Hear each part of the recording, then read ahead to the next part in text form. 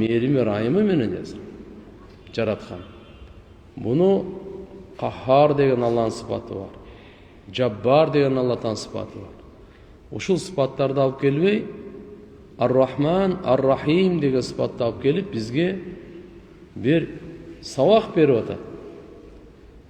Жараткан Аллах субханаху ва тааланын райымы баарынан үстөмдү. Мээрими баарынан үстөмдү.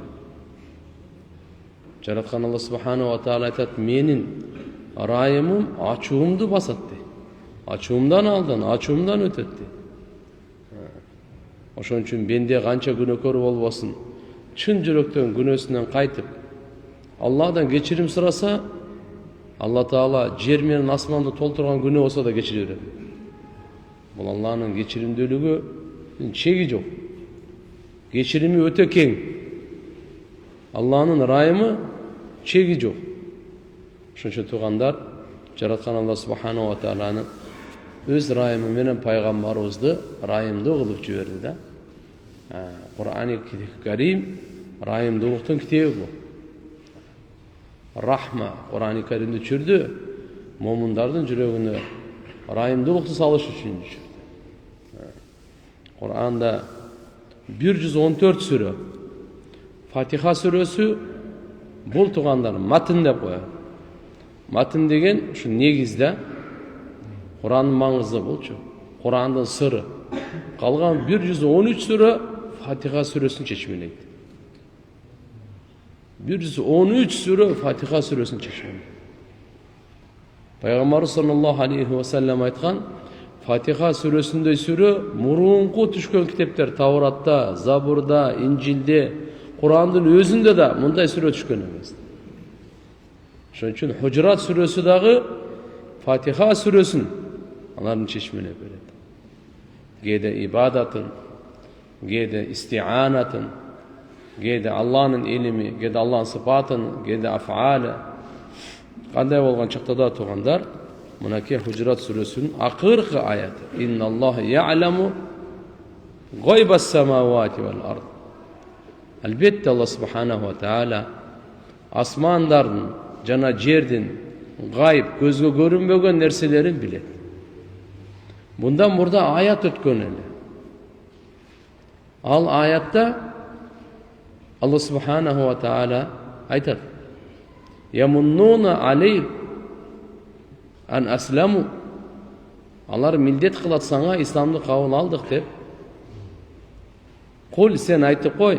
La tamunnu aleyye islamakum. Sizler İslam'ın kabul alganыңарды mağa mildet kılып ala. Belillahi yamunnu. Allah subhanahu wa ta'ala mına жақшылығын айтса болады сіздерге. Алейкум ан хадакум лил иман ин кунтум садиқин. Сіздерге иманға жолдама бергендігі бұл жаратқан Аллахның жақшылығы сіздерге. Эми ошол жерде жүрөгүндө алардан мурдагы айтып аткан жүрөгүндө иман барбы жокпу Алла Таалам айтып койду го. Қалатил а'рабу аманна. Иман келтирдик дегенде Алла эмне деди пайгамбарыбызга? Сен айткын, кул лам ту'мину, иман келтирген жок. Жүрөгүнө иман кире элек. Буну жүрөктөгө иман барбы жокпу Алла билет. Жүрөккө иман кирдиби, кире элекпи, буну Алла билет. Валамма ядхулул иману фи кулубикум. Али силердин жүрөгүңөргө иман кире элек деп айттырган пайгамбарыбызга. Бул аятта айтып атат, адамдардын жүрөгүнө эле эмес, жер мен асмандын гайып бардык казыналары, көзгө көрүнбөгөн нерселердин бардыгын билет Алла Таала. Бул мутлакул илм, илмул гайб, Аллага гана таандык. Гайыптын илимин билүүдө Алла Тааланын эч бир шериги жок. Пайгамбарлар гайыпты айтат эле. Пайгамбарыбыз Мухаммад саллаллаху алейхи ва саллям айткан, ага чейин пайгамбарыбызга чейинки болгондорду айткан. Пайгамбарыбыз саллаллаху алейхи ва саллям кыямат күнгө чейинки боло турган, кыяматта боло турган, бейиш тозоктогуларга барын айткан. Бул Алла субханаху ва таала адамзаттан жана пайгамбарлардан эң көп гайыптын илимин, кабарын Алла Таала пайгамбарыбызга берген. Бирок Бұл пайғамбару саллаллаху алейхи вассаламдың өзінікі емес, Алланың тартуулағаны. Құран-ы Каримде қанша жерде Алла пайғамбар саллаллаху алейхи вассаламдың өзінен Алла Таала айттырған. Мен алдында ғайыптың илimi жоқ. Юсуф сүресі түшкенде білесіздер. Меккедегі мушриктер Мединадағы жөөттерге барып, мына бізден бір пайғамбар шықты. Адамдарды ажыратып, үй-бүлелер талқалап, шындай қылып атат ана мына деп, бір жала жап. Не қылсақ болады? Жөөттер айтты, еврейлер. Қыжалат болу, Алла сіздер сұрау бергілі, анан көріп. Ошоға жооп бере, жооп бере албай. Пайғамбар мындай атау, жооп берсинчи деп. Қайсы сұрау? Юсуф пайғамбар бойынша сұрау берші. Бани Исраилде bir atası balasın жоғотуп, илай берип, көзінен айрылған. Ошол ким эле депчи. Алла Таала Юсуф сүресин толугу менен түшүрдү. Жөөттөрдү билмек турсун, аны билбегенин да кошо айтты. Толуктап. Ошол жерде Алла субханаху ва таала айтат: "Ey Muhammed sallallahu aleyhi ve sellem.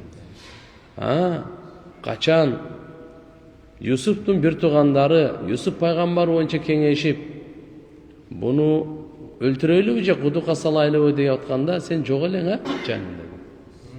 Сен билбейт элең, Пайгамбар саллаллаху алейхи ва саллям анда жок эле алдын. Бирок бул илимди ким берип атат? Алла берип атат. Пайгамбар саллаллаху алейхи ва саллямга өзүнүн тили менен айтып атат. Мен гайыпты билбейм дейт. Алла Таала канча берсе, ошончо билет. Ошон үчүн тууган пайгамбар катуу тыюу салган, көз ачыктар гайыпты айткандардын кабарларга барбагыла, тастыктабагыла, имандан ажырап каласыңар деп. Бекер айткан эмес да. Палчы, бакшы, көз ачык, мыналардын бардыгына сыйкырчы жана башкалар жок. Кандай болгон чакта да бул аятта кабар берип атат туугандар, Алла гана билет. Асмандардын жана жердин гайыбын Алла гана билет.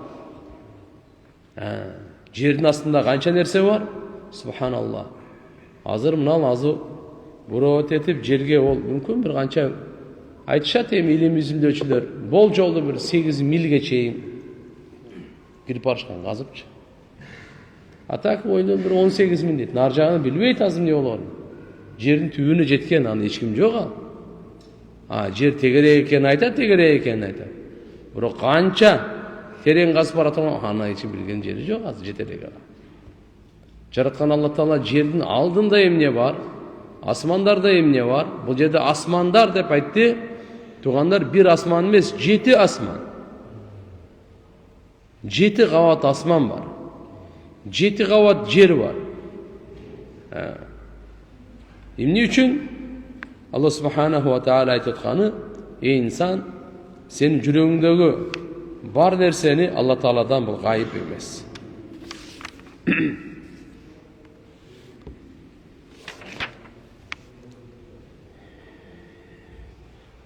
Бул адамдын жүрөгүндө канчалык иман бар, канчалык хидаят бар, жараткан Алла субханаху ва таала өзү гана билет.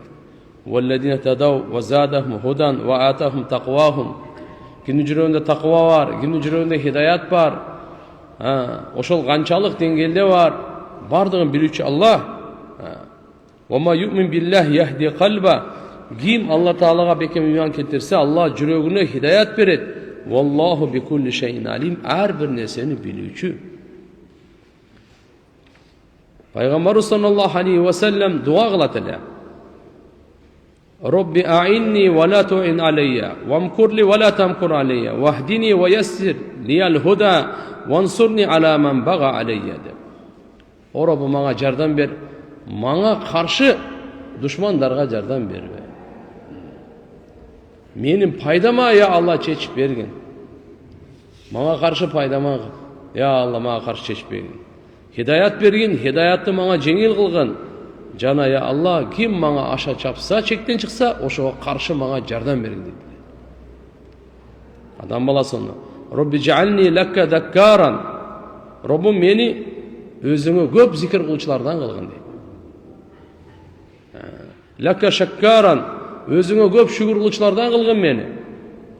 laka rahhaban, özüңden köp korkuçlardan kılgın, laka mitwa'an, özüňe köp baş iýçilerden kılgın, muhbitan ileyk, özüňe moýunsunup, kiçpeyil, özüň kor alganlardan kılgın, awwaham muniba, jana ya Allah, jaldırap jalbırap dua kılıp, sana gayra kaytuvçulardan kılgın.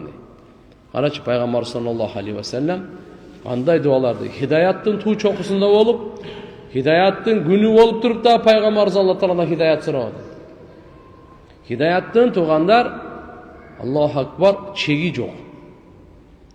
Peygamber sallallahu aleyhi ve sellem oşun üçün hidayattın en jogorku darajasında turup akırkı namazında dağı ihdinas sıratal mustaqim, ya Allah hidayat ber dep talap kılıp ketken.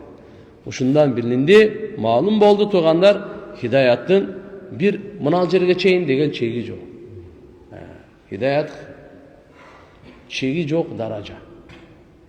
Naki Peygamberimiz vahdini, mağa hidayat ber, ve yessir liyal huda, mağa hidayatты jengil kıl dep biz suraşыбыз керек eкен Allah subhanahu wa ta'ala'dan hidayatты jana hidayatты jengil kıl bolsun.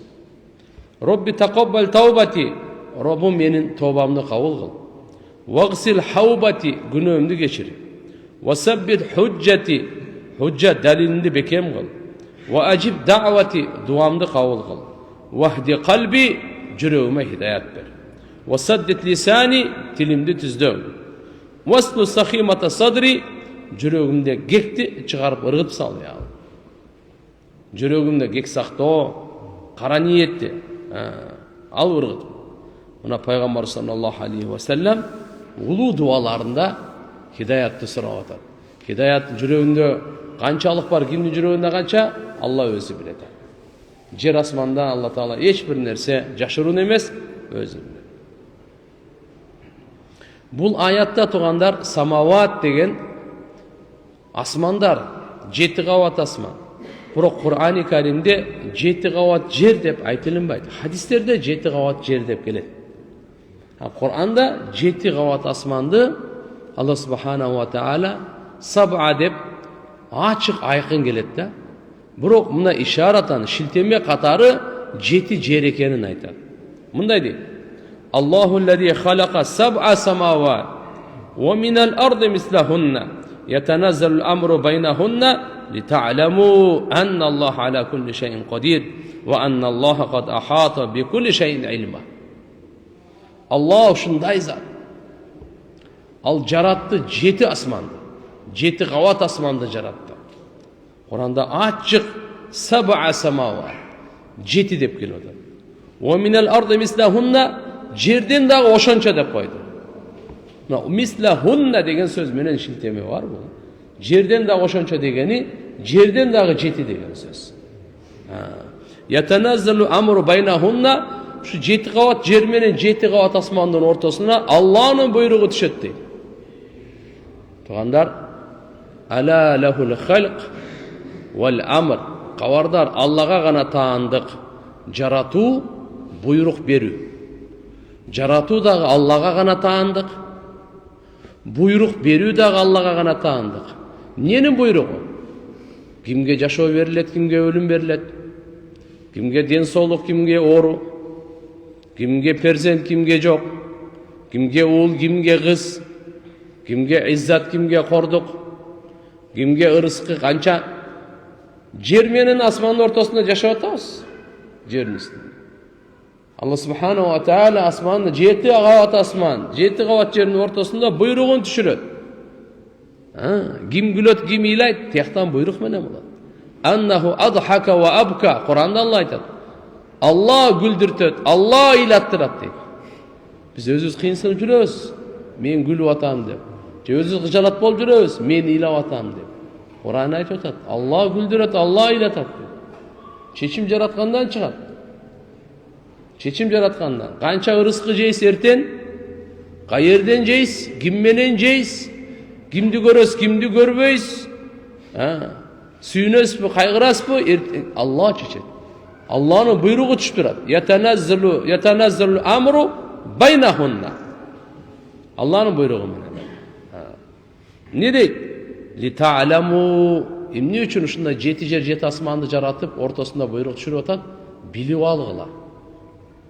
Анналлаха аля кулли шайин кадир. Алла Таала ар бир нерсеге кудуреттүү. Ар бир нерсеге кудуреттүү. Ва анналлаха кад ахата би кулли шайин илма. Жана билип ал Алла Таала бардык нерсени өзүнүн илими менен курчуп алган. Сиз эмнени ойлоп атасыз? Алла билип турат. Жүрөгүңүздө ниетиңиз кандай? Алла билип турат. Эртеңки кандай планы бардыгын, жакшы жаман оюңуздун баарын билип турат Алла Таала. Эч бир нерсе Алла Тааладан жашыруун эмес. Инналлаха ла яхфа алейхи шай'ун фил ард ва ла фис сама. Алла Тааладан жер менен асманда бир кыпындай нерсе дагы жашыруун эмес, Алладан жашыруун эмес. Эмне үчүн болушуну кайра-кайра айтып атат? Эй, адам баласы, сен каерде гана болбо, эмне гана кылба, Алла билип турат. Арам ишти ташта. Эч ким көрбөйт деп адам кылат да. Эч ким билбейт деп адам кылат да. Эч кимге кабары билбей калат деп калат да. Эгерде мусулмандын жүрөгүнө ушул Аллахтын сыпаты, билет деген сыпат, көрүп турат деген сыпат орной турган болсо, адам күнөө кыла албай калат. Бардык адамдын жүрөгүнө келсе, адамдар арам ишти кыла албай калат. Ушунун аты оңолуу. Ушунун аты тазалануу. Ушунун аты амандык. Ушунун аты бактылуулук.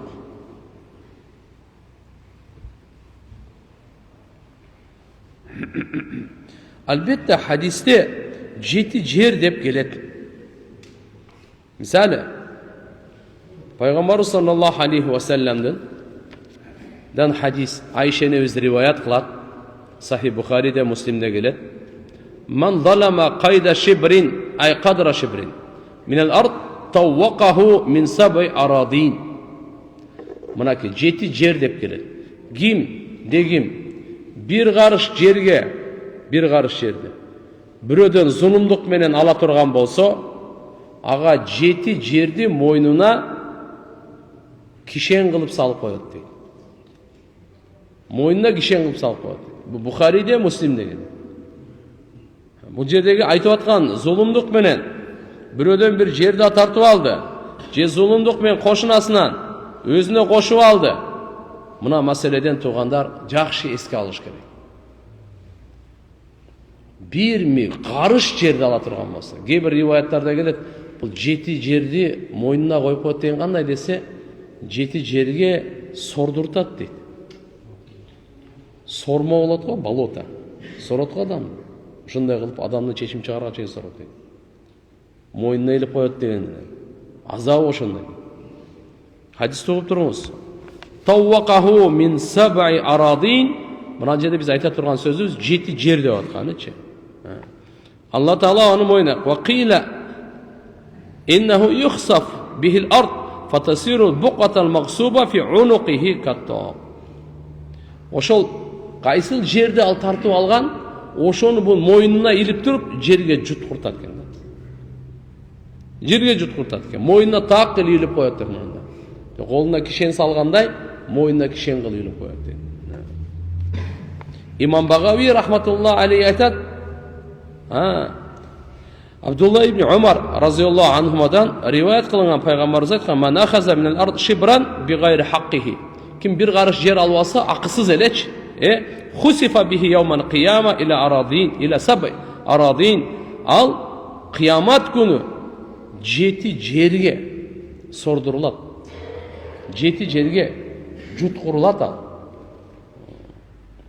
Кээ бир жерде келет, яхфираху хатта яблуга би сабай арадин. Аны каздырат дейт жети жердин түбүнө чейин. Абу Малик Аш'ари разияллаху анху айтат, пайгамбар саллаллаху алейхи ва саллям: "Адамун гулул индаллах зираан минал ард." Алланын алдында эң чоң кыянат ушу бирөөнүн бир карыш жерин тартып алган. Жерге кыянат кылган. Зира деп бир чыканак. Бир чыканак жерин тартып алган. Ушу Алланын алдында эң чоң кыянат. Ошон үчүн туугандар, жашоо тиричиликте мына көрүп атабыз азыр. Анын жери, бунун жери талаш, бирөөнүн жерин алып сатып бергендер бар. Өзү акысы жок, эч кандай мүлкү эмес.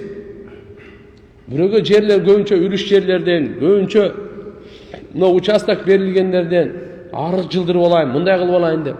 Мейли адамдын акысын жеп атасызбы, же мамлекеттин жерин тартып, айырмасы жок. Сизге канча берилди? 5 сотикпи?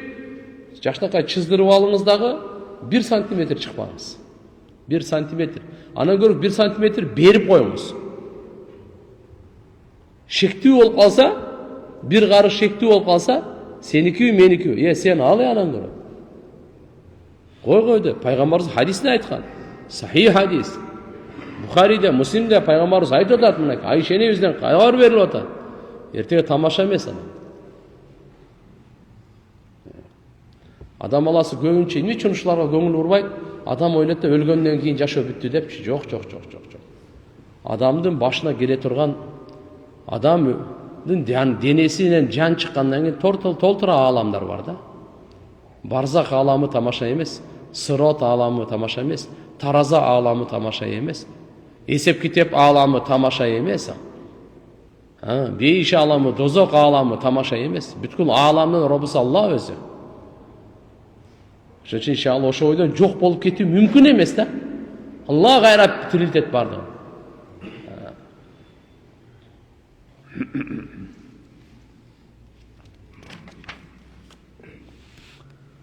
Allahu Akbar. Hadislerde dağı mınaki 7 жер деп келген жерде айтайлы.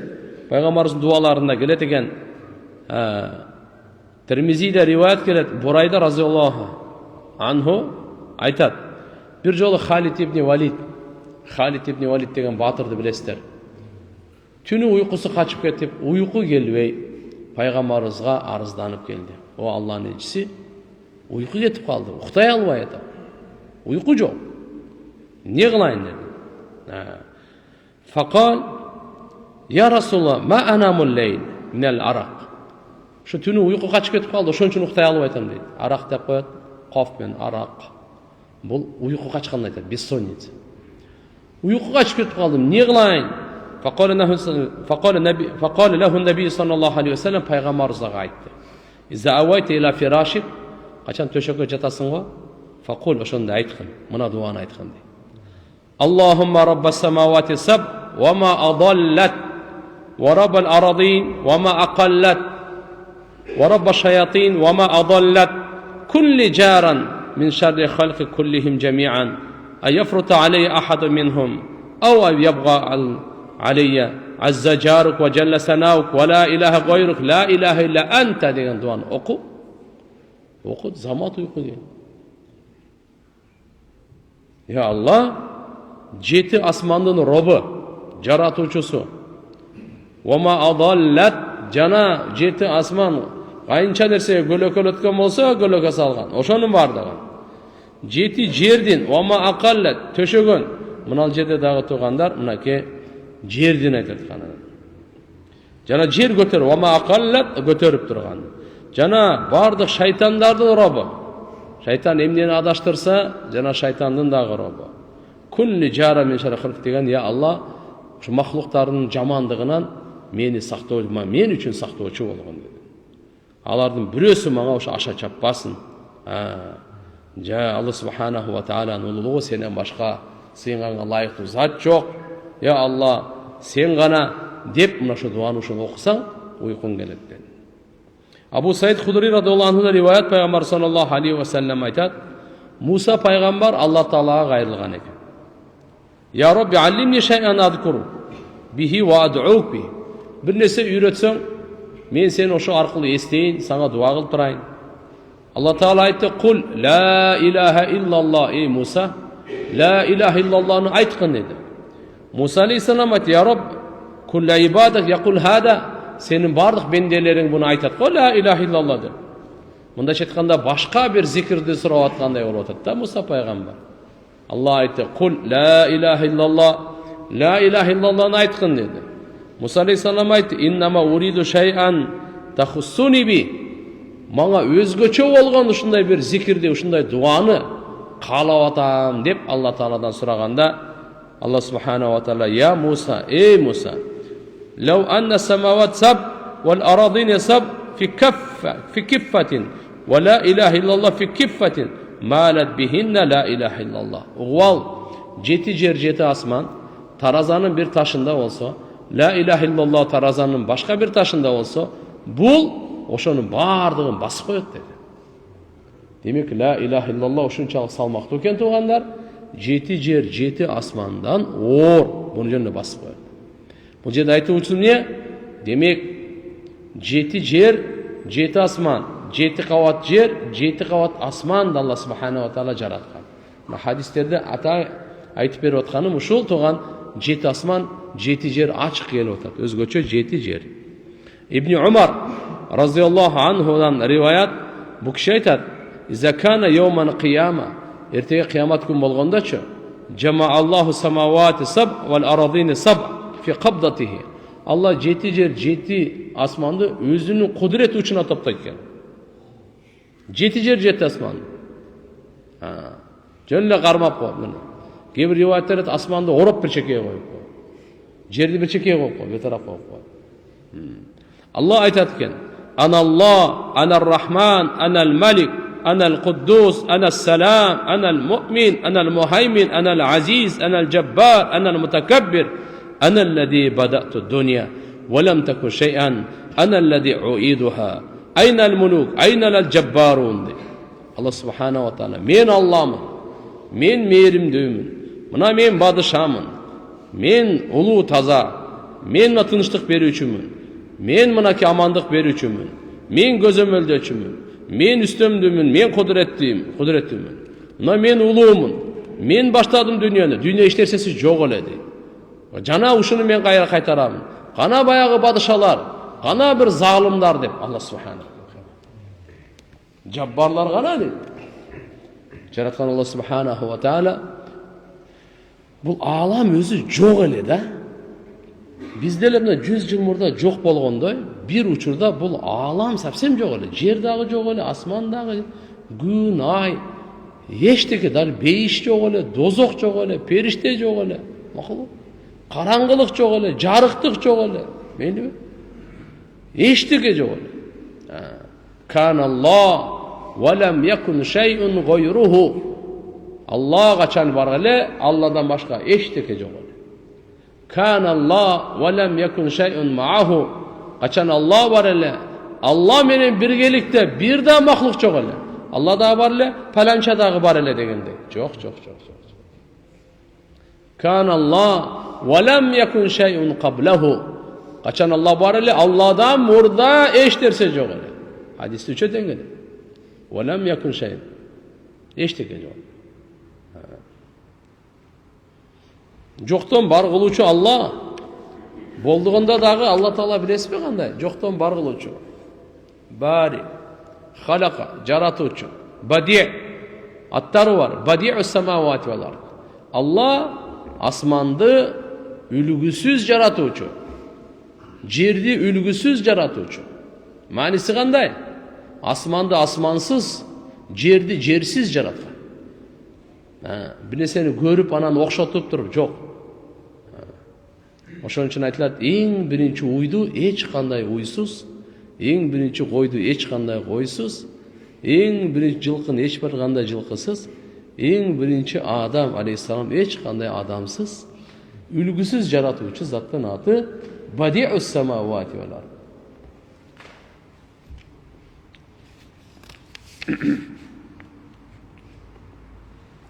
Abu Zar radıyallahu anh aytat Peygamber sallallahu aleyhi ve sellem'den soragan eken da. Kursi boyunca. 7 yer 7 asman var go. Oşul 7 yer 7 asmandı kursi degen Allah'ın mahluğu var. Oşul özüne vasi'a kursiyuhus semavati vel ard. Buna ayet-i kursi de koyuyoruz go. Niçin ayet-i kursi? Kursi degen söz var da. Ayet-i kursi a'zama ayet. Allah'ın Kur'an-ı Kerim'de bardık ulu ayetleri. Bu ayet-el kursi ululardan en ulusu da. Makul mu? Şu ayet-el kurside vasi'a özünü bardık kamtı oladı, içine kamtı oladı. 7 yer 7 asmanda kursi kamtı oladı. Kursinin içinde. Kursi turalı soraganda faqala sallallahu aleyhi ve sellem bunday aytdı. Ya Abu Zar, ey Abu Zar deb sahabaga. Mas-samawati sab wal arduna sab indal kursi illa ka halaqatin mulqatin bi ardi fulatin. 7 yer, 7 asmanın kursinin aldığında o bir çölde bir ırgıtılgan şakek siyahtı deydi.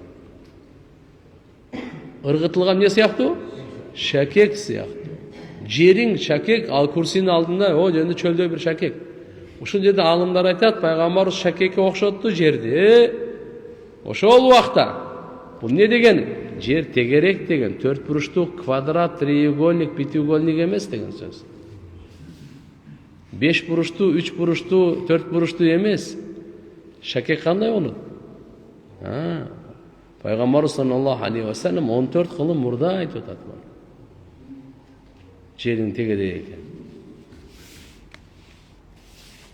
Так, ва инна фадлал арш алал курси ка фадли фулат ала тилкал халак. Арш деген дагы бир ушундай махлук бар. Ал курсиден дагы чоң. 7 жер, 7 асман курсинин алдында çöldөгү ыргытылган бир шакек сыяктуу болуп калса, курси арыштын алдында ошондой болуп калат экен. Арыштын алдында ошондой.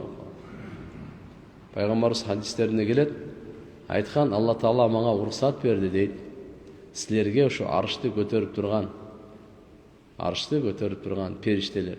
Жок, мындай хадисте мындай. Абу Дауд шарифте келет. Мага Алла Таала уруксат берди. Алла Тааланын периштелеринен бир периштенин чоңдугун силерге баяндап берүү. Анын кулагынан жумшагынан, кулактын жумшагынан ийине чейин 700 жылдык сапар дейт. Канча сапар? Сиздин менин кулагыбыздан ийинибизге чейин канча сапар? Элестетип көрүң. Кээ бир риваяттарда келет, Алланын ушундай периштелери бар дейт. 7 жер, 7 асманынды бир лукма кылып жутат дейт. Не кылып жутат дейт? Один глоток. Бүттү. 7 жер, 7 асман. Аллага таандык мындай периштелер бар. Ошо периштелер көз ирмемчилик дагы Алла Таалага тоң моюнду кылбайт. Алланын буйругун аткарып, Аллага тасбих айтат. Аллага тахмид, Аллага баш ийет.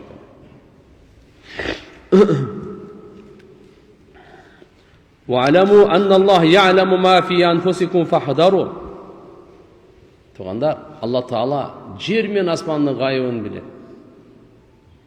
Жараткан Алла субханаху ва таала башка Кур'ан-ы Каримде жерде айтып атат: "Эй, жакшы билип алла, Алла силердин ма фи анфусикум, нәпсиңерде, ма фи анфусикум, жүрөгүңөрдө нерсени билет, фахдару, этияттангыла."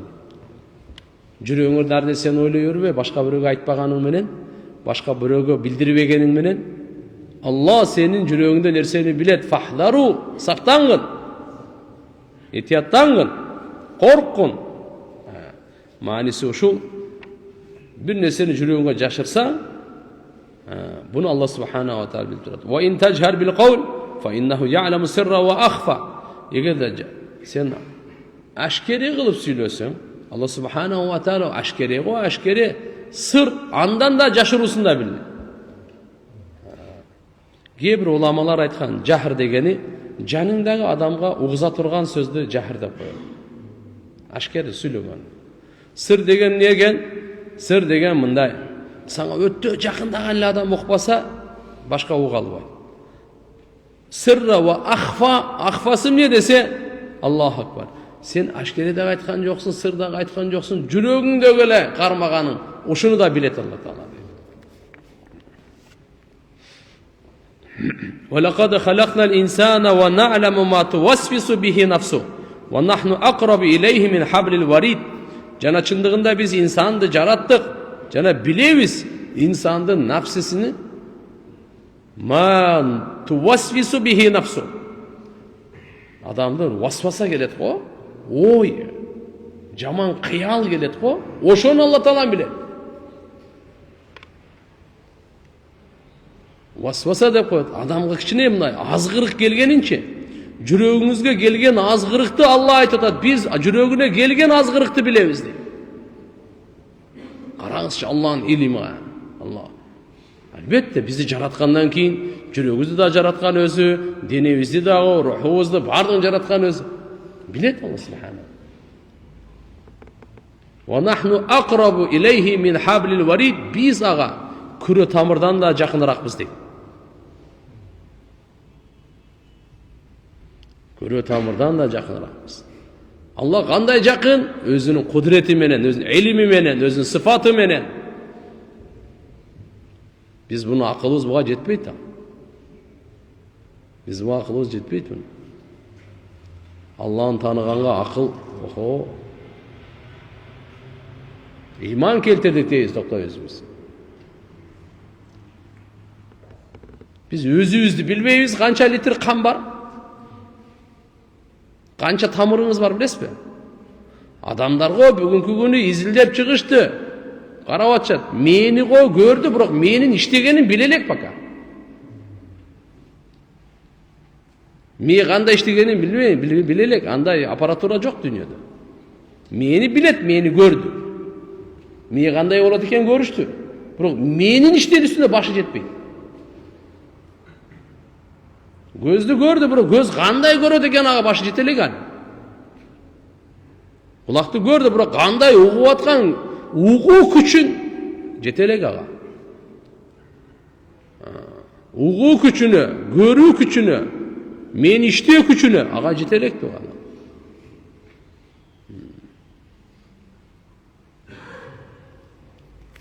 Allah subhanahu wa ta'ala айтып атат. İnsanды чындыгында биз жараттык. Наке. Ва на'ламу ма туwaswisu bihi nafsu. Жүрөгүнө нәпсине келген азгырыкты да билебиз дейт. Кандай келип аткан, ошону да билебиз дейт. Бир күндө канча жолу азгырык, арам ойлор келет бардым дейт. Жана ага биз күрө тамырынан дагы жакыныракпыз дейт. Күрө тамыр. Ва хува ма'акум айнама кунтум.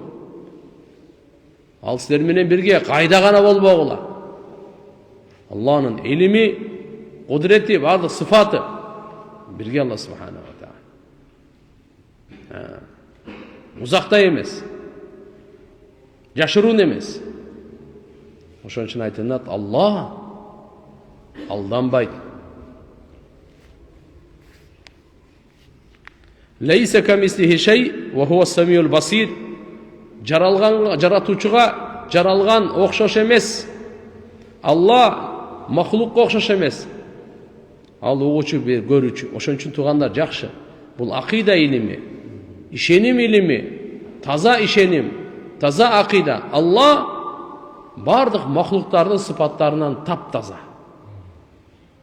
Махлук жаралганга таандык канча сыпаттар болсо, Алла барынан таза. Окшоштугунан, макулбу? Бардыгынан таза Алла субхана ва таала. Субхан Алла таала махлукка окшош эмес, лейса камислихи шей. Ошон үчүн кайсыл жерде махлукка окшош сөздөр келсе, тарап, дене мүчөлөрү, кыймыл аракеттери, гүлүү, ыйлоо, разы болуу, жана башка бардык Алла субхана ва тааланын сыпаттары дейбиз. Биз ал кандай экенин билбейбиз, иман келтиребиз, токтойбуз.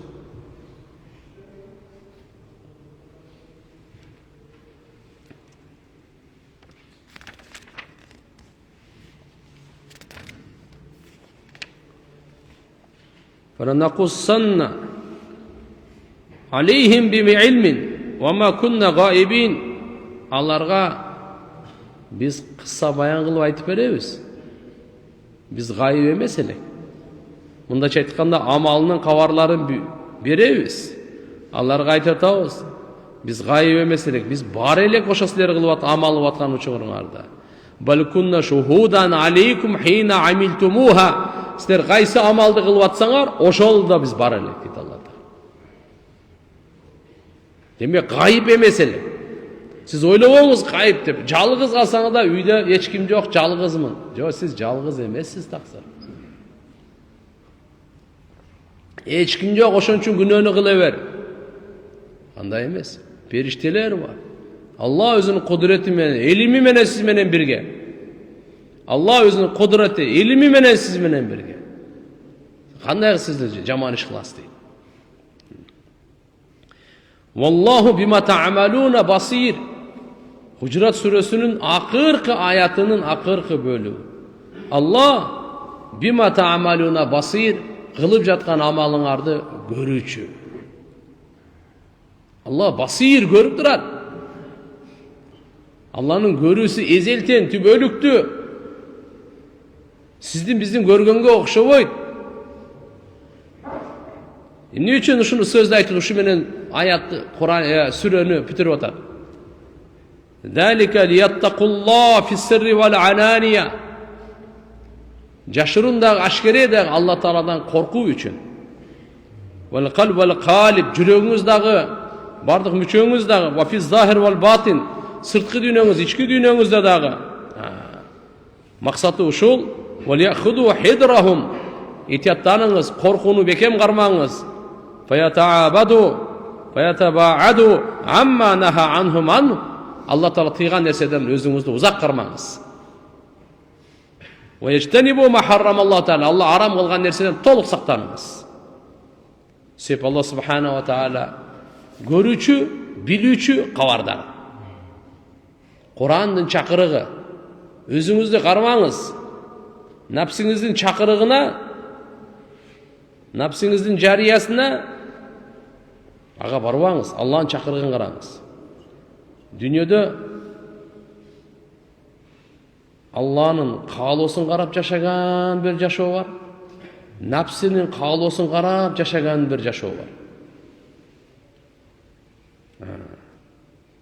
Kimde kim nafsinin kaalosun qurbandyk çalıp Allah'ın kaalosun atkara turgan bolsa, jaratgan Allah Subhanahu wa Taala dünya ahirette baktılıklar.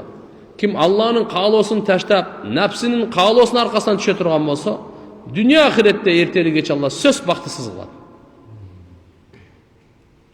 Allah'ın hükümlerinin köpçülüğü nafsige karşı, birazı gana nafsige layıktı.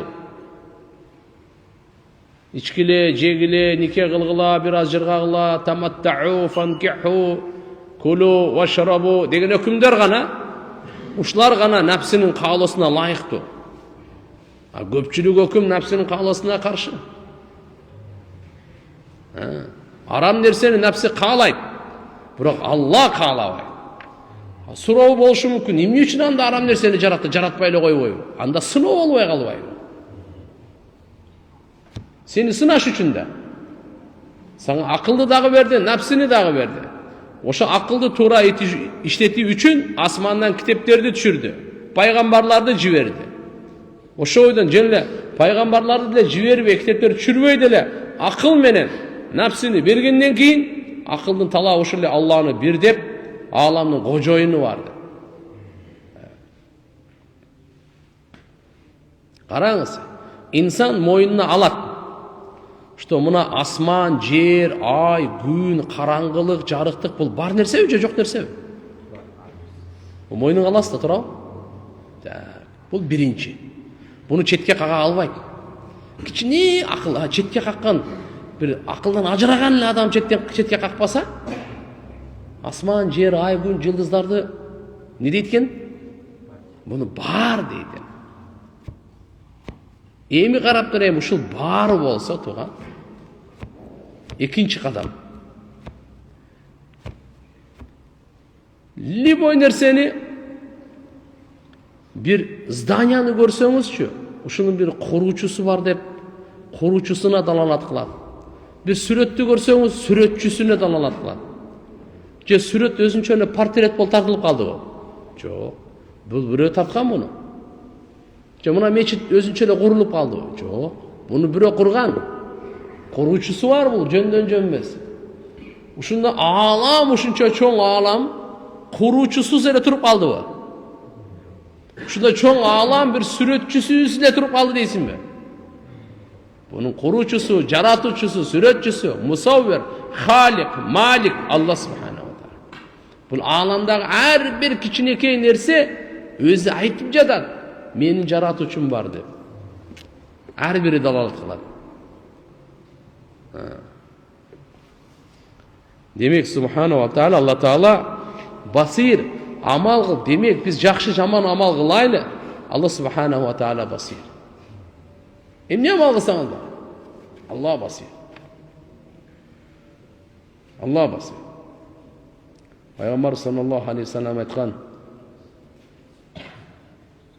жақсылық сауапчы, ескербейді. Күнә ұнытылбайды. Жаратқан Алла есеп алучу, ақысын беруші, ұқтабайды, өлбейді деген. Өлбейді деген. Ад-Дайян субхана ва таала ла ямут. Еми, и'мал ма ши. Қалаған амалыңды қыла бер. Кама тадину тудану. Қандай қылсаң, ошондай табасың. Ақысын ошондай беріледі саған деген. Жабраил алейхиссалам пайғамбар саллаллаху алейхи саламға келіп не деп отыр? И'мал ма ши. Қалағандай амал қыл. Фа иннака маджзиюн бихи. Сен сөзсіз ошоның ақысын ала аласың. Саған ақысы беріледі. Қылған жақсылығың, қылған жамандығың сөзсіз беріледі. Біз ушундай жашайлы тұрғандар. Күндүзү да, түндесү дағы күн сайын мен қылған әрбір амалым, қимыл әрекетім, ишим, айтқан сөзім, ниетім бардығына ақысы беріледі. Эми таңдоо сізде. Қаласаңыз жақсылықты таңдаңыз, қаласаңыз жамандықты таңдаңыз. И'малу ма ши'тум. Иннаху бима та'малуна басир. Қалағандай амал қылбайсыңар ба? Әлбетте Алла Таала амал қылып жатқаныңарды көрүүчү. Аллаху акбар. Абу Жахилге окшогондор пайгамбар саллаллаху алейхи ва салламга ыза бергенде Алла айткан эле: "Алам я'лам би анна Аллаха яра." Ал билбейби Алла көрүп турганын? Пайгамбарыбызга ыза жеткирди Абу Жахил жана башка душмандар. Алла кабар берип атат. Не деп кабар берди? Алам я'лам. Ал билбейби би анна Аллаха яра, Алла карап турганын? Билбейби, Алла карап турат. Кантип жаман ишти кылып атасың, Алла карап турса? Кээ-бир машайх, шейхтер өзүнүн шакирттерине, муридтерине насаат айтканда айтчу экенде: "Иза аратта ан та'си Аллах фa'си хайсу ла яра." Качан бир Аллага бир толмоюндук кылайын, бир күнөө кылайын деп ниет кылсаңчы, Алла көрбөгөн жерде күнөө кыл дейт экен да. Кандай дейт экен? Алла көрбөгөн жерде күнөө кыл дейт экен да. Качан напсың сени ушуга түртсө, бир кичине күнөө кылып койбойсуңбу депчи. Сен айт напсыңа: Алла көрбөгөн жерде, Алла көрбөгөн жер жок.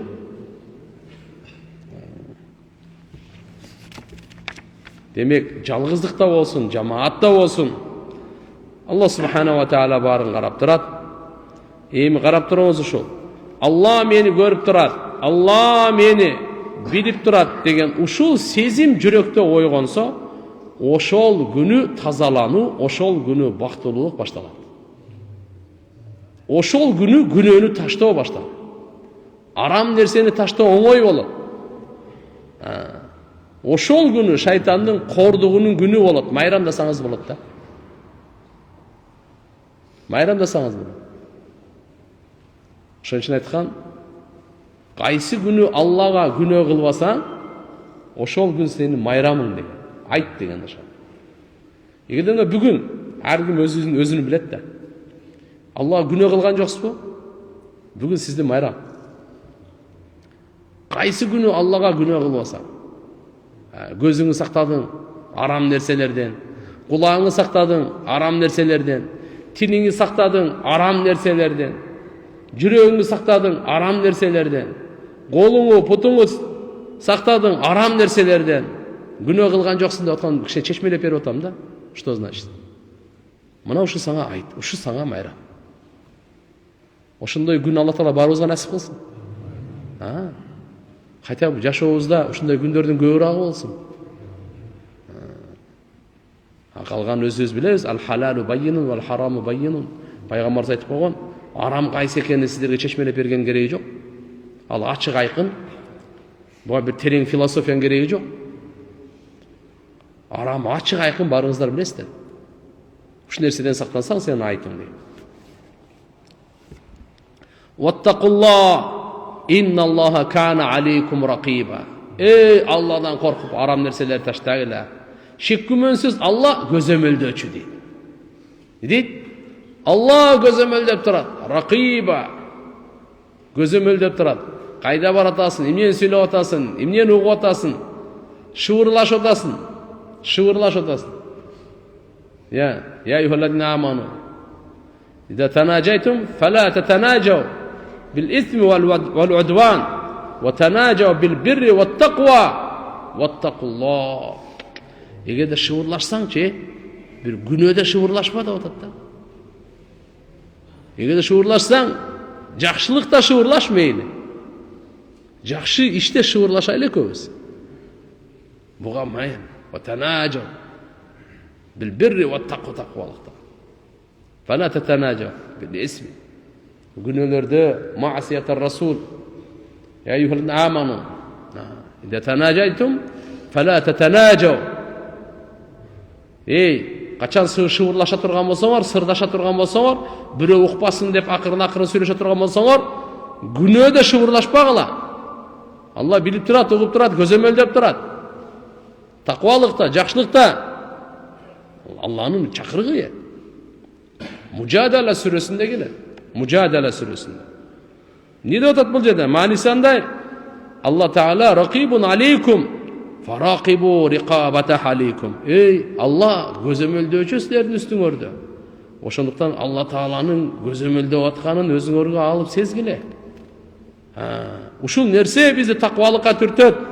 Ушул нерсе Алла Тааладан коркууга алып келет. Муракаба. Алла мени көзөмөлдөп турат деген сезим бар го. Улуу сезим бул. Өтө улуу сезим бул. Алла мени көзөмөлдөп турат. Машина айдап баратасың, иш кылып атасың. Жумушта аялың менен, бала чакаң менен көчөдөбү, мечиттеби, түндөсүбү, күндүзүбү, жалгызсыңбы? Алла мени көзөмөлдөп турат. Ким көзөмөлдөп турат? Айтып атпайбы? Инналлаха кана алейкум ракиба. Алла көзөмөлдөп турат сен. Сиз өлө мындай инсап менен айтыңызчы. Эгерде ушу сезим жүрөктө, адамдар жүрөгүндө ойгонсо, адам күнөө кыла алабы? Урдай алабы? Бирөөгө жамандык кыла алабы? Биз мына дин аркылуу Кур'ан биздин жүрөгүбүздө ушу сезимди ойготконду каалап атат. Пайгамбар саллаллаху алейхи ва саллям ошон үчүн айтканда, ихсан сыпаты ушул анта абудаллах кааннака тара. Алланы көрүп тургандай ибадат кылуу ушул ихсан сыпат. Фа иллам такун тараху фа иннаху ярак. Эгерде мындай кыла алсаң, Алла мени көрүп турат деп ибадат кыл хотя бы. Алла мени көрүп турат, Алла мени көзөмөлдөп турат деп. Бул ибадаттын эң төмөнкүсү, оңолуунун эң башы ушул жерде. Не деп атат эми? Муракаба. Алланын көзөмөлдөсү. Асрун азим. Алла фисер. Фисерил абд. Алла бенденин жашоосунда эң улуу баалуулук ушул. Васулукуху тариqu ибадатиллахи таала. Аллага ибадат кылуунун мыктылыгы, адамдын руханиятынын күчтүүлүгү, нафсинин кордугу, жалкоолук. Эми көп айтат, мен ибадатка жүрөгүм тартпай атат. Алланын көзөмөлдөөсү деген сезим бизде төмөндөп кеткен да. Ушул түшүп кеткен. Сахар түшүп кеткен, давление түшүп кеткен, температура көтөрүлүп кеткен. Булар бар чепуха да. Бизде Алла Тааланын көзөмөлдөр сезим ушу түшүп кетпесин да. Сакурация түшүп кеткен да буну. Мына түшүп кетпесин. Алла.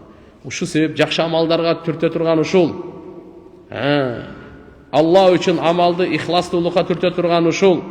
Риякөрлүктөн сактай турган ушул. Алланын алдында кичпейилдикке, макамы убудия, кулчулдуктун макамына жеткире турган түрткү ушул. Кайсы? Алла мени көзөмөлдөп турат деген сезим. Муракаба. Al-Haris Muhasibi rahmatullah aleyhten muraqaba boyunca soran. Demek tuğanlar muraqaba деген termin da. Şariatımızda şunday termin var. Muraqaba деп қой.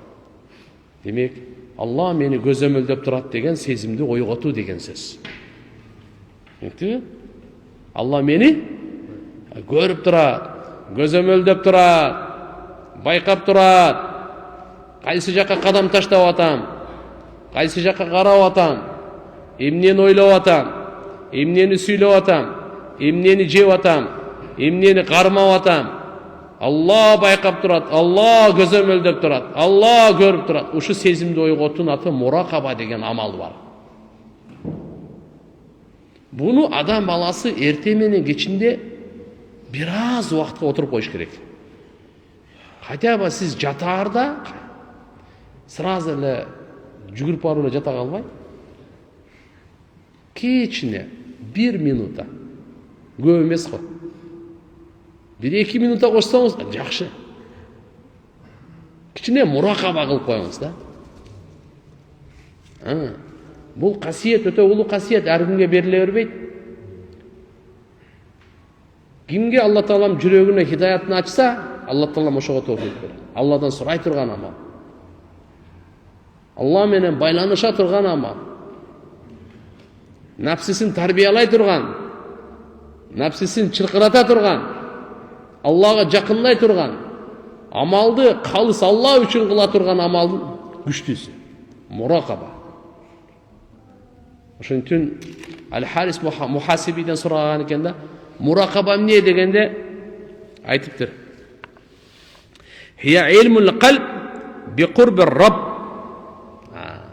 Бул жүрөктүн илими дейт. Ненин илими? Жүрөктүн илими. Ар бир нерсенин илими бар да. Кээ бир илимге көз жетет, кээ бир илимге кол жетет, кээ бир илимге тил жетет, кээ бир илимге кулак жетет, кээ бир илимге мурун жетет. Кандай? Жыттайсың, жаманбы сасып, кандай? Жетет мурун. Анча илимге жетет, анын илими болбосо жаман болот ал. Кулагы жете турган илим бар, угуп жетесиң, көзүң көрүп жете турган илим бар. Кармап биле турган илим бар, ысыкпы, муздакпы деп туруп, жумшакпы, катуу. Жүрөктүн илими муракаба. Жүрөктүн илими эмне экен? Алганда дагы би курбир Рабб, Аллага жакындоо максатында жүрөктүн илими муракаба. Ибн Саммак Аллама Ариф Ал-Ваиз рахимахуллах жазган экен бир. Катаба иля ахиллаху, бир мусулман бир тууганына жазган экен. Аллага мактоо пайгамбарга салаваттан кийин деп, ошону каты аябай маанилүү таасирлүү. Мындай деп жаздыр. Алла Таала баарыбызга пайда берсин. Фа инни усика би тaqvallahi ta'ala alladhi huwa najiyyuk fi sariratik wa raqibuk fi alaniyatik faj'al lillahi ta'ala min balik ala kulli hal fi leylik wa naharik wa khaffillahi ta'ala biqadri qurbihi mink wa qudratihi aleyk wa'lam annaka bi'aynihi ay yaraka wa la tukhfa anhu mahma istakhfayt.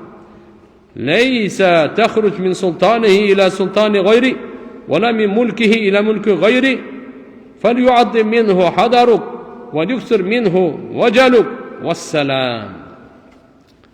Биринчиден Алла Таалага таквалыкты, бекем кармоону осуят кыла. Ал сенин сырдашың. Алла Таала ким экен? Сарира, ички дүйнөңдүн сырдашың Алла Субхана ва Таала. Билип туруучу сенин сырыңды, ашкереңде, сырткы иштериңде, көзөмөлдөчү ал. Ошондуктан Алла Субхана ва Тааланын бардык абалыңда кандай гана абал болбосун, ачкасыңбы, токсуңбу, үшүп атасыңбы, ысып атасыңбы, ооруп атасыңбы, күлүп атасыңбы, ыйлап атасыңбы, кандай гана абалда болбосун, Алла Субхана ва Тааланы өзүңө көзөмөл кыл. Түнүңдө дагы, күндүзү дагы жараткан Алла Субхана ва Тааладан коркконуңа жараша Аллага жакын болосуң.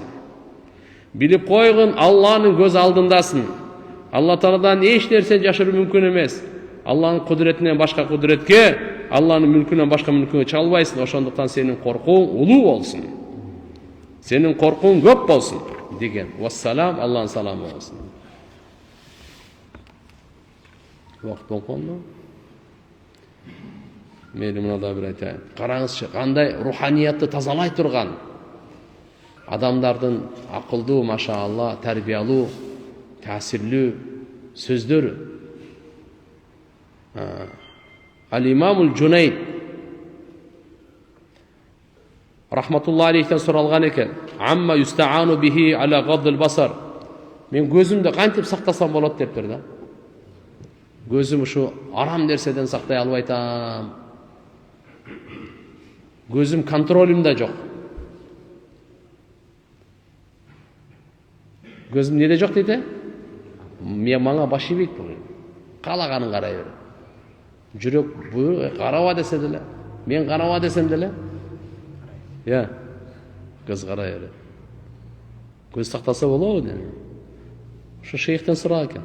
İmam Cüneyt'ten. Gözді қантип сақтаса болады? Allah. Ne de cevap verdi? Faqala bi'ilmik anna nadarahu subhanahu ileyk asbaqa ila ma tanduru. Bilip koy. Sen qaysını qarasan, seni murda Allah anı qaraydı. Nadar ila ma tanduru, sen qaraganda murda Allah seni qarap turadi. Sen buni sen qarayın otasın, anda murda seni Allah qarap turadi. Aperidit etip ketken. Allah'ın qaragаны ne dep ketedi? Ne dep koyat kırgızca? Ozып ketedi. Aldın. Senen murda. Senen murda salam berip koyat ko? Biröçü. Hareket kılsa assalamu aleykum. Senen murda salam berip koyat. Aynen. Sen qaraganda murda seni Allah qarap turadi. Uşu mene sen gözünü saqtaysın деген. Adam gözünü saqtasa, elhamdülillah imanını saqtay aladi. Gözді қарашан үшін қалағандай қой беріп жүрбеш керек. Құлақты қалағандай бошатып жүрбеш керек. Тілді нені сөйлесең сөйлей бер деп еркін қой бербеш керек. Кішіне озырық тарч керек. Кішіне жүгөнін тарч керек. Тілді, көзді, құлақтың несін тарч керек? Жүгөнін тарч керек. Бұны қой беріп жүре тұрған болсаң, чатақ бол. Түп-түз дозақ азу аттар бар ғой. Оозун тартсаң, молой ұрған бойдан қашып кетеді. Ошондой эле болуп калат да. Андан жаман.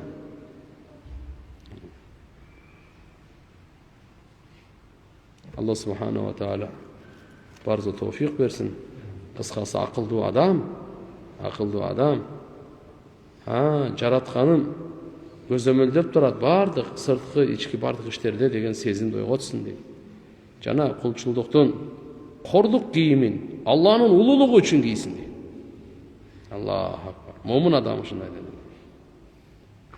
Алла Тааланын кичпейлерди жакшы көрөт, текеберлерди жек көрөт. Ошон үчүн Алла Тааланын азаматы, улуулугу үчүн кулчулдуктун кордугунда адам баласы дайыма өзүн байкап жүрбөсө, шайтан напс буну дос кылып алып, алдыга салып айдап алат да. Эришти болбойт, айдап алат сапса. Бисмиллахир-рахманир-рахим. Жолдошумдун чачын алсам болобу? Болот. Жашыбыз 23-тө. Баш кошолуу деп атканбыз. Кыз тараптан принципиально той деп атышат. Санап көрсөк баш аягы 350 миң, 400 миң сом кетет экен. Биз Дубайга иштегени кетели деп атабыз. Устаз суроо. Бизнике кыйдырып кете берсек болобу? Кыз макул, мен макул. Чет өлкөгө барганда айтып койсок деп. Келгенде той кылабыз иншалла. Үйдөгүлөр билет, чет өлкөгө барарыбызды. Намаз 5 мал тургузган. Алла Таалам бактылуу кылсын. Тугандар жалпы эле элге эле мынакей. Күзгө келгенде той деп көптөгөн чыгымдар кетет.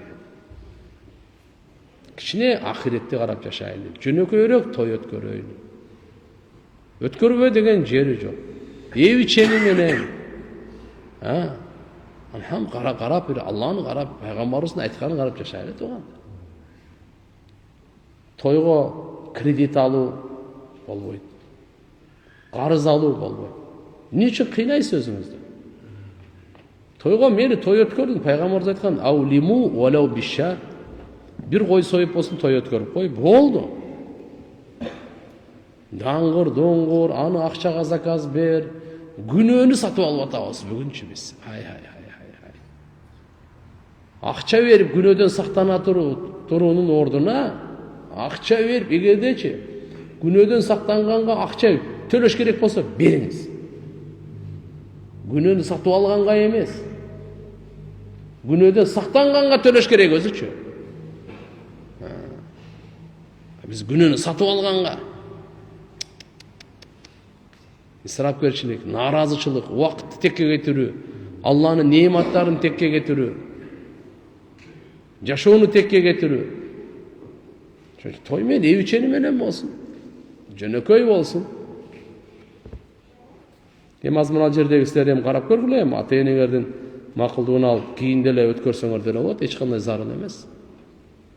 Бирок ошо той өткөргөндөргө бир эгерде кабыл алса да, биз эмнени айтабыз? Биз улуу устаздарыбыздын, динибиздин талабын айтабыз. Той ушул кембагалдар, курсагы той болгондордун курсанчылыгы ошо той да. Тойго чакырганда тизмени эң биринчи кембагалдан баштабайсызбы бир? Бул той чыныгы той. Бул сүннөт той мына. Өткөндө бирөөлөр сурады эле, 100% сүннөт тойду айтып коюңузчу дейт. 50% эмес, 100%. Пайгамбар саллаллаху алейхи вассалам доорунда кээ бир сахабалар үйлөнүп пайгамбарыбызга кабарын берген эмес. Андай ушунчалык эле маанилүү болгондо пайгамбарыбызга кабар сөз берди эле. Пайгамбарыбыз кийин билип калып, эмне болду сен? Үйлөндүм дейт. Машалла. Бактылуу болду. Бирок бир кой союп той өткөрүп кой деп анан айткан. Ошон үчүн тойду туугандар жөнөкөй кылайлы, мейли. Бул да курсанчылык, алхамдулилля. Курсагын тойгозуп, жаштакай неме кылып. Бирок азыркындай эмес да, мына азыркы көрүнүштөрчү туугандар. Сооп таба турган той эмес. Биздин тоюбуз дагы ахиретти ура турган той болсун. Тоюбузда Алла Тааланын неаматтарына шүгүр көрсөтүү болсун. Бейбечаралардын дуасын алуу, ушулардын көңүлүн алуу, ушулардын курсагын тойгозуу. Сөз эле курсагын тойгозуу эмес, кийим кечесин бүтөп берип коюу. Той да, мына той да. Анан бири-бирин кордогон, бири-бирин маскарлаган, намахрамдар менен ыр ааргандай, бүткөндөн кийин мынаны бербей койду, тигини алып кетти, буну албай койду. Ла илаха иллаллах. Турмуш курганыбызга 5 жыл болду. Уда 3 балам бар. Учурда жолдошум балдарым менен өзүбүз жашайбыз. Кайненем менен кайын сиңдим Россияда. Жолдошум 2,5 жаштагы баламы бир аз ынжыктаса катуу ура турган болуп калды. Катуу урбаңыз, бул азыр кичинекей, акылы кире элек десем, айтканды укпайт, эч нерсе болбойт дейт. Бизге көңүл бурбайт, көп нерсени жактырбай калды. Интимдик мамиледе болбогонубузга дагы 1 жыл болуп калды. Айып мендеби деп көңүлүн алууга ар кандай аракеттерди жасап көрдүм. Жыйынтык жок. Башка аял таап алганбы десем, түнү үйдө эле болот. Жок, 2,5 жаштагы баланы урбага болбойт бала. Андан баланын акылы жок да азыр. 2,5 жашта кайсы акылы бар? Анан илайт, бала кежирленет, бала шоктонот. Андай болбош керек. Туган ошо чоңойсо да жок. Уруу эмес ага, жакшы сүйлөп, жакшы көрүп, мээримин чачып, эркелетип, тарбия кылыш керек. Бирок азыркындай эмес да. Эми кимдин жүрөгүндө боорукерлик жок болсо ага эмне деп айтасың? Бир жырткычтык салган болсо, Кудайым, эми анын дарысы жок анын бизде. Тугандарым, пайгамбарыбыз айткан, райым кылбаганга райымдуулук да болбойт деп. Өзгөчө ата-эне өзүнүн белинен чыккан балага кандай мамиле? Бардыгы иман алсыздык же иман ушундай себебинен да, иман жоктугунун себебинен да. Кош бойлуу учурда бир аз кровотече гусул алыш керекпи же дарат болобу намазга? Жок, кош бойлуу учурда эгерде бир аз кан чыга турган болсо, гусул алгандын кажети жок. Дарат гусул ал. Сөйтүн кош бойлуу болгондон кийин айыз токтойт. Ошодон кийинки мисалы айыз деп бизде кандай? Оорулук канда эмес да, оорулук кан истихада деп коет. Айыз 3 күндөн 10 күнгө чейин. Азы 3, көбү 10. Андан ашыкчасы же андан төмөнү ал ошол оорулуу деп айтат. Ошондой эле боюнда бар учурунда кош бойлуу учурунда келе турган болсо, бул айыз эмес турган. Ага эмне гусулдун шарты жок. Дарат сынат, даратты алып намаз окуй бер. Албетте доктурга көрүнүп койсун, дарыланып койгон. Тахажжуд намазда бардык эле нафил намаздарда саждада субхана роббиял а'ла дегенден кийин жана ат-тахиятта салаваттан кийин ла илаха илля анта субханака инни кунту миназ залимин деген дуаны айтса болобу? Көп жылдан бери карыздан чыга албай, колумдан келгенин жасайм. Болот? Ла илаха илля анта субханака инни кунту миназ залимин. Аллаху акбар. Кур'ан-ы Каримдин аяты Юнус пайгамбардын дуасы. Ушу дуанын берекесинен Алла өзү айтат, биз Юнус пайгамбарды киттин ичинен куткардык. Караңгылык океандын тереңдигинин ичинен куткардык. Кудум ушундай эле кийин кыямат күнгө чейин келген момундар ким ушу дуаны окуса, аны да куткарабыз. Эмнеден? Бардык жамандык, бактысыздыктан, карыз колай, эмне гана болбосун. Бул аяты карима ла илаха илля анта субханака инни кунту миназ залимин. Кылым карыткан уламалардын тажрибасы. Ушуга ихлас менен ишенимдин гана кеми болушу мүмкүн. Эгерде ихлас менен ишеним толук даражада болсо, бул дуанын берекесинен эмнени кааласаңыз маселе чечилет. Сиз иншалла болот. Нафил тахажжуд намазда сажда кылып атасыз, субхана роббиял а'ла, андан кийин буну айтсаңыз болот. Ат-тахияттан кийин, салаватты айткандан кийин окусаңыз болот. Дуа катары, зикир катары. Ассаламу алейкум устаз, менин сурам асыр намаздын кээде кеч окуп калам. Шамдын убактысы кире элек, бирок түн тоонун артына кирип калганда окуйм. Ошол намаздарым кабыл болобу? Алла сизден разы болсун. Күн бата электен мурда окуган баардыгы кабыл болот. Азыр эми мынакей Насаат медиа, муфтияттын сайтында ар бир аймактын күн качан батат жазылып турат, ар бир учурдагы. Ошодон мурда эле окусаңыз болду. Тоонун ар жагына өтсө, ал күн баткандын далили эмес да. Адамдардын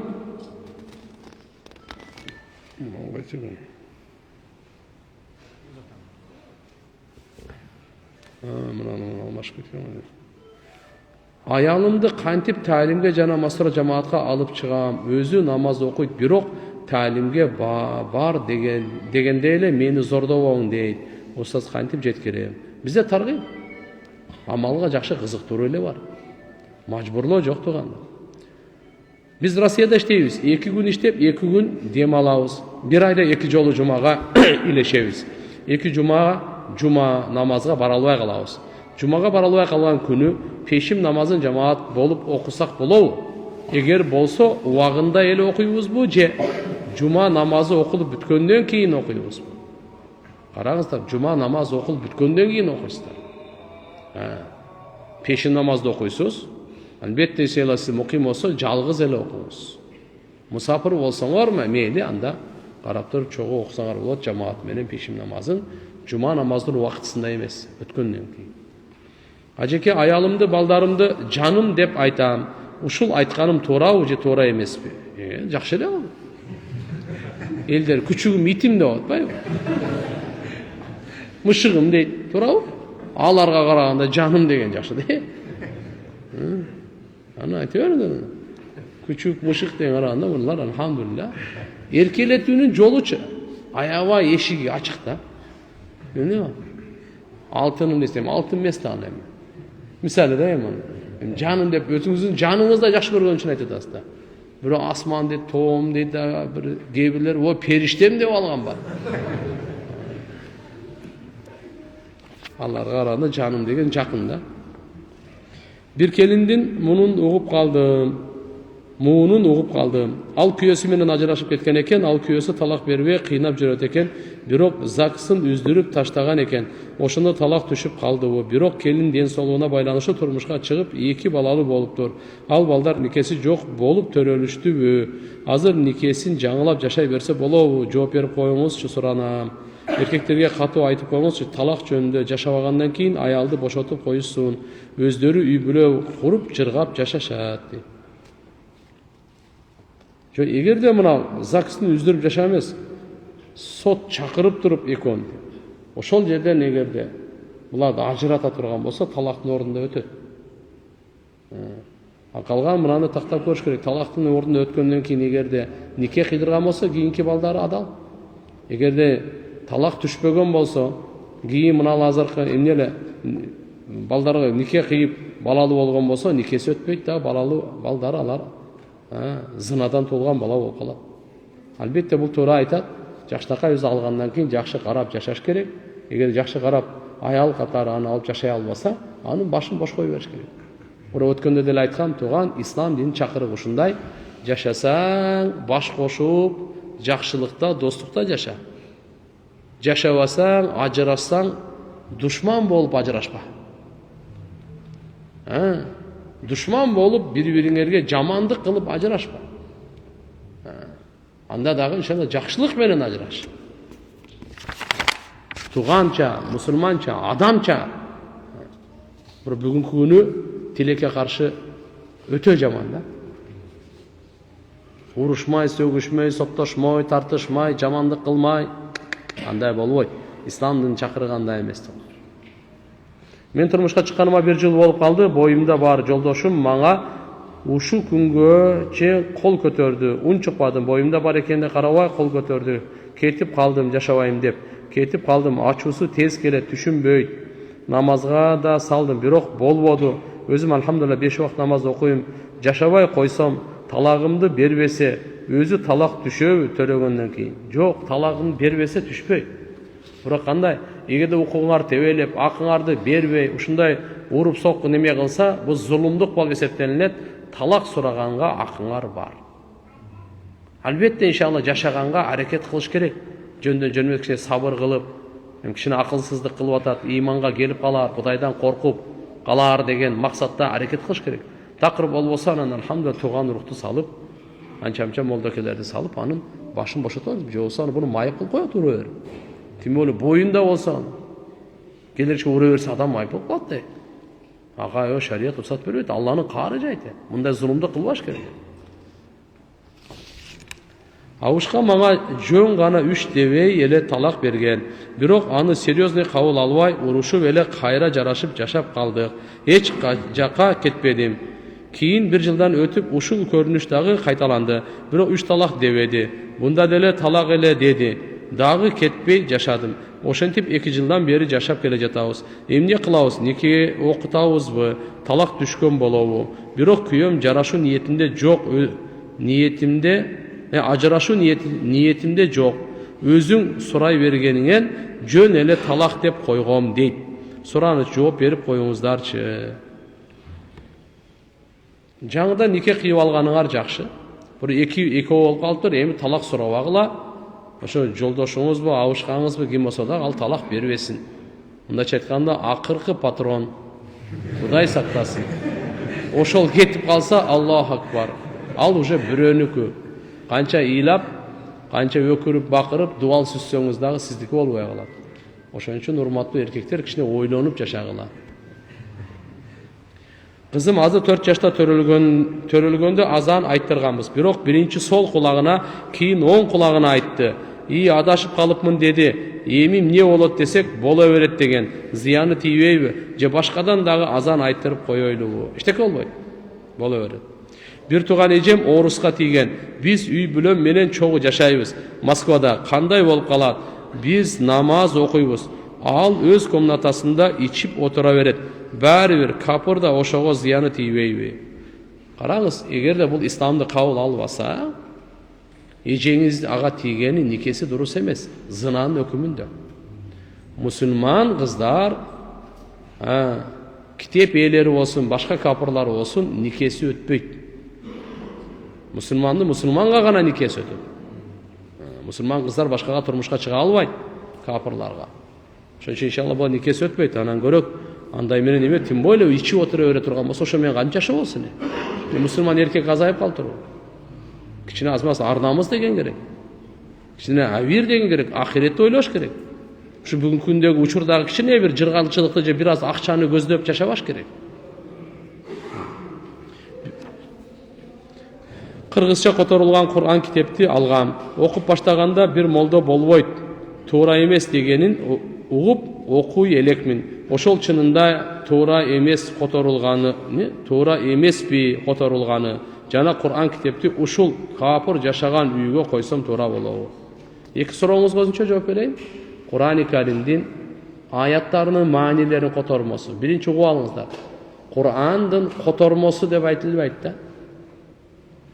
Себеп Кур'андын таржымасы тыюу.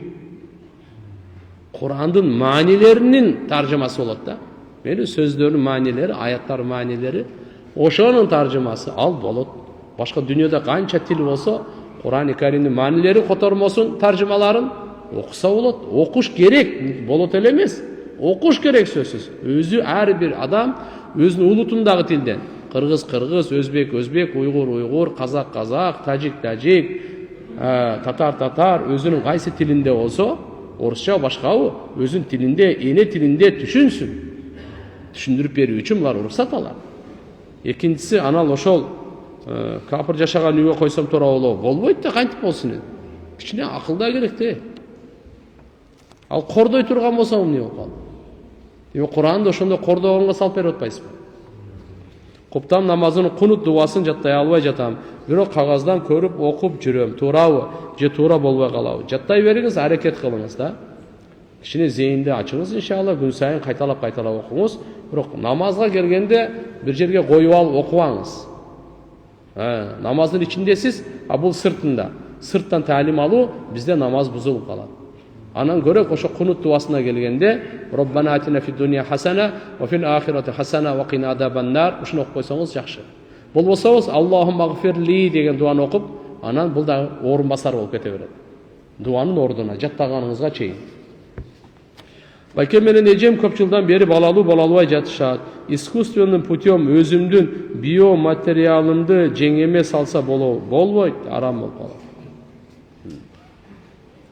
Ошо эконуку гана болот. Никесинде кимдики болсо, бүгүн азыр эко менен неме кылып атышпайбы? Устаз, бир жоро достор менен ортобузда акча топтомой бар эле. Ошол акчадан бир жылда ортого чек таштап, кимге түшсө умрага жөнөтөбүз деп чечим кабыл алганбыз. Ушул чек таштаганыбыз туура болобу же туура эмес болобу? Лотерея сыяктуу болуп калбайбы? Же өзүнчө топтоп барган туурарак болобу? Бул туура эмес, лотереядай болуп калат. Мындай кылбагыла. Анан көрөк мейли өзү чын жүрөктөн канча жардам берсеңиз жардам берип, бирөөнү жөнөткүлө мейли. Атак мына эмес. Же өзүнчө. Качан болот мисалы мындайда бул акча топтобой эле бир компанияда чогуу иштейсиңер, 2-3 бар, 2-3 тең умрага бара элексиңер. Бардыгыңыздар барабыз деп атасыңар. Эми биринчи ким барат ушундай талаш болуп калса, мына чучугулак менен мени жетсе болот. Азыркындай акча топтоп анан ал лотереяга окшоп калат. Менин иманым слабыйлашып атат. Намаздарымды акырына жеткирип окуй албай калдым. Намаз окуп жатып оюм ар жакта. Кантип бүтүргөнүмдү да билбей калдым. Куран аз окуп калдым. Эмне кылсам болот? Арам жашоого кайтып калыштан аябай корком. Кантип иманымды күчөйтсөм болот? Сиз даават бериң. Ахиретти, көзгө көрүнбөгөн гайыпты даават берүүдө иман корчуйт тургандар. Ансыз иман корчубайт, ачык. Тасдиq, иман бил гайб, өзү иман гайыпка да. Аны айтмайынча сиз даават бересиз. Ар кимге айтыңыз. Кабырдагы жашоонун, ахиреттеги Алла Тааланы, периштелер, гайыптарды, бейиш, дозок, гайыпты тасдиq менен жүрөк менен. Анан Кудай кааласа бардык ордуна келет.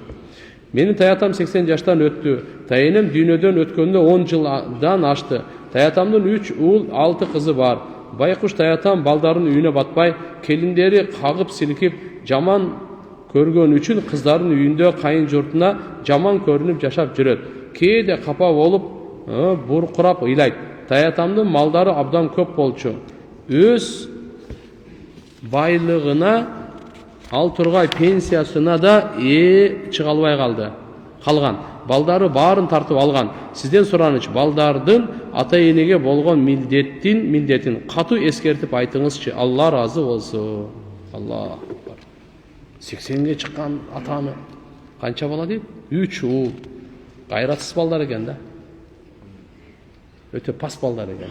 80ге чыккан атаны карабай дагы акчасын пенсияларына калып ыйлатып, кичине бир арнамыздуулук деген бир эркектик, бир мусулман балалык деген мээр жок экен да буларда. Андай болбошко тургандар. Биз мусулманбыз. Мусулман баласы мындай кылбайт. Эртеге бул ойлоп атат, ушинтип жашай берем деп. Баласы точно ушундай кылат бул. Бул кайтып келет бул. Пайгамбарыбыз айткан, силер ата-аларыңарга кандай болсоңор, ата-энелериңерге кандай болсоңор, балдарыңар силерге ошондой эле болот. Сен ойлобо, арпа эгип, тияктан буудай оруп алам депчи. Арпа эктиңби? Арпа оросун. Буудай эктиң, буудай, картошка эгип сен ана жактан манго күтүп отурасыңбы? Андай эмес да ал.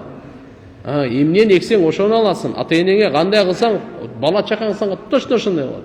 Алла сага кайтарат. Тооба кылсын мына балдар.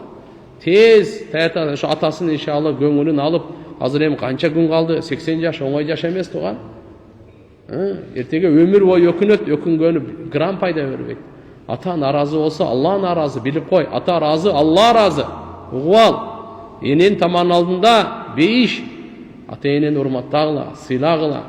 Исламдын биринчи баалуулугу Алладан кийинки эле ата-эненин акысы. Анишкурли вали валидай. Мага шүгүр кылла дейт Алла Таала. Ата-энеңерге шүгүр кылла дейт. Бул исламдын баалуулугу, өзгөчөлүгү, адамгерчиликтин сыпаты, биринчи кадамыбыз. Мына атасы жок, энеси жоктордон сура, ата-энеге ал бар болсо гана эмне кылайын деп атат. Эчтеке колунан келбейт. Мындай кылып ала тургандар. Мына балдар иншалла гайрат кылып, тооба кылып, эсине келип, тез кечирим сурап, атасына иншалла кызмат кылсын. Капырларга садака берген учурда алар да благословит тебя Бог деп айтышат. Ошол сөздүн сообу кандай болот? Мисал үчүн алар үчүн Кудай Иса пайгамбар болсо, аларга эч кандай сооп болбойт. Сиз аларга бир жакшы садака кылып берип койдуңузбу? Ал сизге ушундай Алла Таала сизге берекесин берсин деп атабы? Мейли, бу дүйнөдө жакшы сөз аласыз. Жакшылык кылганыңызга сөз сооп аласыз. Пайгамбарыбыз айткан, боору бар ар бир жандыкка ырайымдуулук кылган үчүн Алла сага сооп берет деген. Бул адам го. Буга сиз сөз сооп аласыз. Бирок ага бу дүйнөдө пайдасы тиет, бирок ага ахиретте эч кандай неме жок. Дамла, мен кече кайненем менен келише албай калдым. Бирок биринчи жолу эмес, кайненем уят сөздөр сөгүп ата-энеме бир туугандарыма чейин асылып мени колуна тийген нерсе менен урду. Мен намаз окуйм, бирок көбүрөөк каза кылып алам. Бүгүн намаз окуп жаттым. Кайненеме Аллахым хидаят бер, хидаят келбесе азабыңы бер деп дуа кылдым. Дуа кылганым туурабы же туура эмеспи? Мен сүйлөбөй да жатам. Жек көрүп калдым. Эмне кылсам болот? Bunday dua kılganınız toora emes. Emeşe siz tengелбеңиз эми ага карап туруп. Hidayat berdi öyle dua kılыңыз, sabır kılыңız. Kolunuzdan gelgen жақсылыкты кыла бериңиz. Жақсылык кылганда тажабаңыз, чарчабаңыз. Алла Таала иншалла сооп берет, сабырыңызга өзүнчө сооп берет, кылган жакшылыгыңызга өзүнчө сооп берет, кечиргениңизге өзүнчө сооп берет. Бул сизге сыноо, бирок намазды каза кылбаңыз. Менин бөлөм бар. Кыз, ал менен bir жерде окуйбуз. Ал кыз өзү намаз окуйт, динге жакындагысы келет. Бирок ал кыздын достору жаман. Бири төрө картасы менен гадат этет. Бул ширк да. Экинчиси болсо ошол ширк кылган кыз менен жакын дос. Дагы бир досу бар. Алар намаз окушпайт. Балдар менен көп жүрүшөт. Кечинде кафелерде жүрүшөт. Ошол кыздарга кошулба десем, жөн эле сүйлөшүп турам дейт. Суроо. Ошолор менен дос болсо ыйманынан ажырайбы? Же мунафык болобу? Алла Таала андайлар менен дос болбогула деген го. Алар менен кара. Чөйрө достор адамга жамандык кататат турган достор. Ошон үчүн айтат да, сен досуңа айт ки, мен сага диниңи айтып берем. Адам баласы досунун дининде болот дейт. Ошон үчүн иншалла чөйрөнү досту тандаганда жакшынакай карап тандаш керек. Ахиретте бузбай турган. Эртеге айтат, аттиң паланчаны бекер дос туткан экенмин. ал мени адаштырып бүгүн тозокко төрттү дейт. Ошон үчүн иншалла мындай кыздарга дагы, балдарга дагы арамга тарта турган, арамга чакыра турган, абийирсизге чакыра турганчы андай кыздарды, балдарды дос тутпаш керек. Анан көрөк иншалла намазга чакыра турган, тазалыкка, иманга, жакшылыкка, жакшы сөзгө, таквалыкка, ихсанга, садакага, ушундай баалуулуктарга чакыра турганга гана таш керек. Булардан этиятташ керек. Алла Таала баарыбыздан ыраазы болсун. Субхана раббика раббил иzzati ва саламун аля мурсалин. Вальхамдулиллахи раббил аламин.